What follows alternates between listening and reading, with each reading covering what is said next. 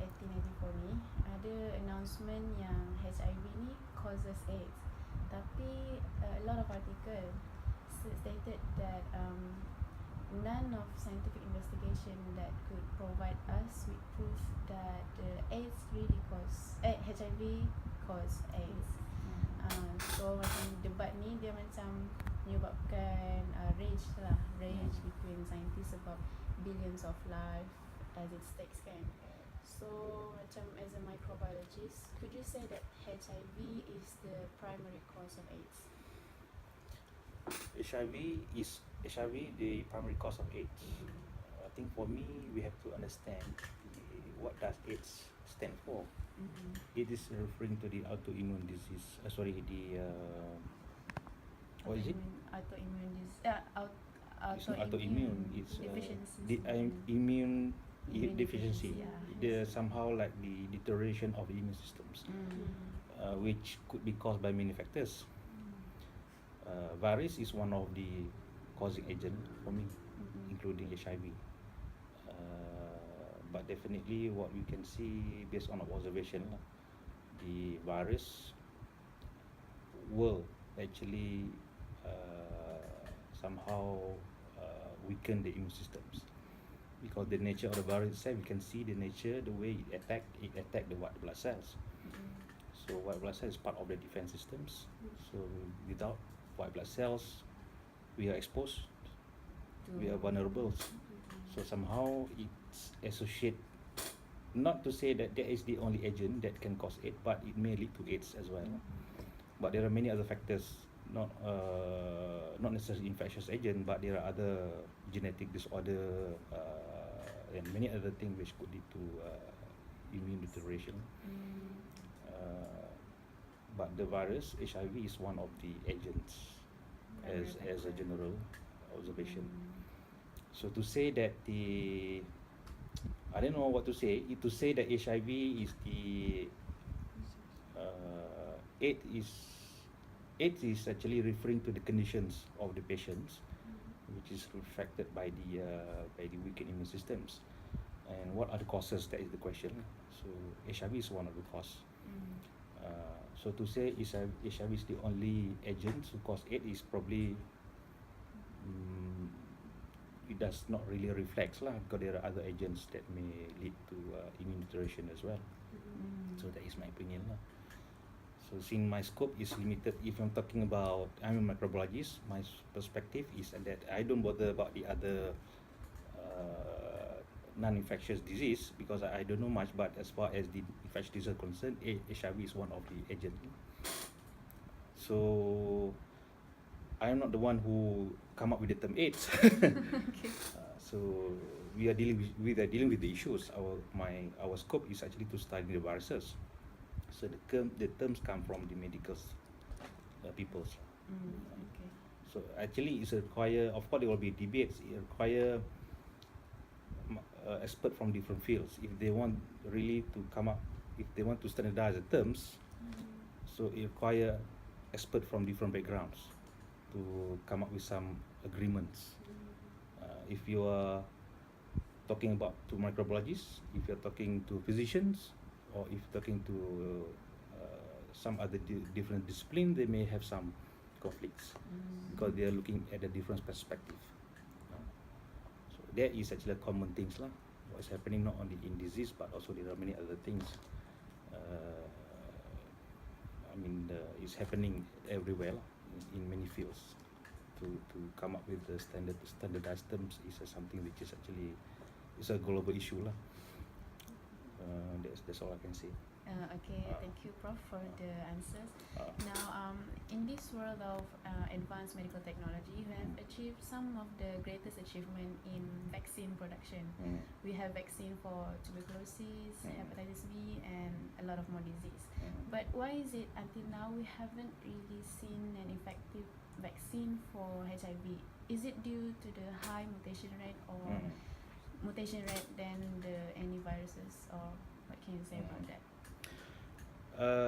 The most likely is due to the mutations, evolutions, because virus they keep evolving, but probably there are also lack of study also to really characterize the virus. Perhaps if you want to say that they evolve, which part of the virus that evolve? So perhaps there are certain part that that are subjected to evolution that may change, but could be some other part could be preserved. But for the preserved area, does it has potential to be developed as a vaccine target? That is another issue. Because we're talking about vaccines, it should be something that is immunogenic enough to induce immune response. So if that particular conserved area is not immunogenic enough, perhaps although it's conserved, it doesn't have a potential to be developed as a good vaccines. And the other area which is not really conserved, but perhaps that would be that has somehow good immunogenic enough to be developed as vaccines. But the problem is, the challenge is it keep mutating. So every time we come up with the vaccines, it may be effective against certain against period of times, but in the future the virus keep evolving and the area has been altered and the vaccine that we have developed is no longer effective, so we have to develop a new vaccine. This is true especially against the flu viruses. That's why we heard that once in a while there are outbreaks, H1N1 and so on. H1N1 is just the antigenics idea, but it could be H2N2 and so on lah, due to the antigenics mutations and so on. So that is just biological issues that we have to deal with lah. So because this is biological, it's not constant. There are always mutations, evolution, and so on, that things change in the future. So this is just a challenge. This is just the law of the nature. We have to deal with it. So that's why we have to keep researching. Although some research looks very basic, it's just surveillance, screening, and so on, but it's very important to do the continuous surveillance to monitor the changing patterns, because the pattern keep change. There are many factors that could affect the changing. It could be environmental factors, it could be climate and so on. It could be way of life as well. So it's very complex. So that's why the research require a multidisciplinary approach. We cannot just rely on the virologists, we cannot just rely on the microbiologists, we have to rely on the public health and many other factors. So this is just the way it is lah. Okay. Okay. Thank you, Prof. Okay. I'm going to state. There are some evidence that says that HIV is the cause of AIDS, but most of it is just correlation, epidemiology association, and the association between the number of AIDS to the number of people tested HIV positive. So I was wondering, is there a possibility that people with HIV positive could live a healthy life and doesn't even show sign of illnesses? It may be true. I mean, that's why we have to understand the life cycle of the virus. Basically, if you read in the textbook, there are two life cycles. One is lysogenic, one is lytic cycles, which normally, if you're talking about lytic cycle, normally you will end up with the disease. But lysogenic cycle is somehow, because the virus itself is an RNA virus, but it carry the enzymes that can convert the RNA to DNA, and DNA can be incorporated into the chromosomes, and it may stay. It needs something to induce the expression. So if there is no factors that will induce, then it may stay.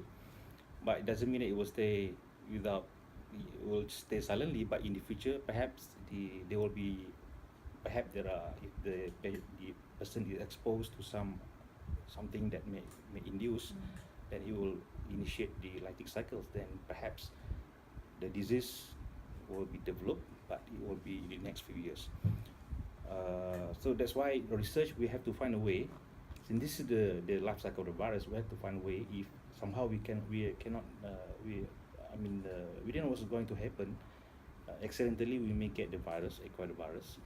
But is there any way to preserve that the DNA remain silently, that is open for research. Maybe we have to change the way of life so that to minimize the exposure to the factors that may induce the expressions. That is something that we have to research to find, because to deal with the disease is not only there are many approaches. There could be many. We don't know because we do not research. So that's why we have to do research to find the strategy, the approaches, how to manage the disease. Somehow the disease is there that every one of us has the potential to get the disease, because we are every day we are exposed. We inhale air which contains various contaminants. It may carry fungus and so on. So every day we are being exposed. That's why we have our immune system to check and balance. But as we are aging, the immune system is going down. It's not getting effective. It's getting, the quality is no longer good when we are young. So that's why when we want to manage the disease, we have to identify the risk groups. So we may want to target on the risk groups. That is part of the strategy, because strategy will come with cost. It requires human resource, requires cost and so on. So the way we do is always to consider the practicality. If you want to do something, it's practical. It doesn't cost you too much and so on. Okay, so these are many things that we have to consider. So this is something that we have to research on to find the most the best strategy how to deal with disease. Okay. Now, if talking about diabetics, but diabetics somehow we can control it. We can manage by taking certain medicine and so on. Or you can prevent by controlling your foods intake and so on. So the management is not just about providing to come up with medicines, but also to propose a certain way of life and so on. This is something very complex as well. So that's what I said. To deal with something, actually, we need experts from different fields. The dietetics, for example, the medical doctors, microbiologists, immunologists, dietetics, public health experts, and so on. So at the end, we come up with how we brainstorm among ourselves, okay, to come up with a certain strategy how to live healthily and so on. Okay. Yeah. Okay. The last question. Last question. Last question is about the AIDS test. How to diagnose people. And the AIDS. How to diagnose? No. The AIDS test. It's based on the presence of the HIV antibody. But some articles says that this test is not reliable, as the substance used may react to substance other than the HIV antibody. And a scientist known as the Robert Gallo, he speculates that HIV can cause AIDS even it is no longer present and the antibody is left. So is it possible that HIV? Then that's true. Then we have to find another way how to diagnose. I think for molecular biologists, perhaps they would be thinking about detecting the DNAs by PCR and so on. But how sensitive is the DNA detection? That's another issue. Somehow if there is too few DNA, viral DNA in your body, perhaps the chances to detect is very low.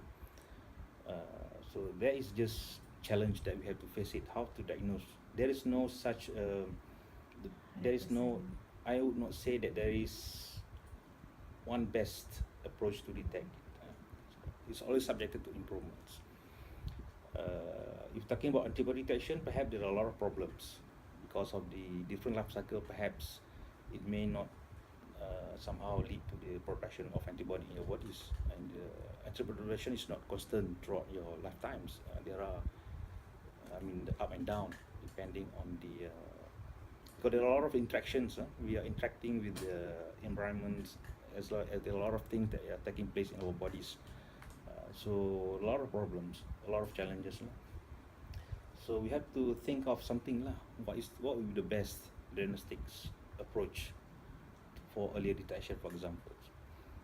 But I would say, from my perspective, since every virus will carry their own genetic codes, could be RNA or DNAs. So these are the basics. If there is no genetic code, then there is nothing about virus. Okay, virus is just a particle that carry the genetic codes, and genetic code will have to be injected into the host and will have to be maintained. Okay, it may be degraded. It may not degrade. It may survive, but it had to be expressed. So starting with the genetic element, if we can detect that particular genetic elements, and the detection must say that this is a virus DNA or RNA, because we also have our own DNAs. So can we differentiate that particular DNA, whether this is our own DNA or a virus DNA? So we will have to study,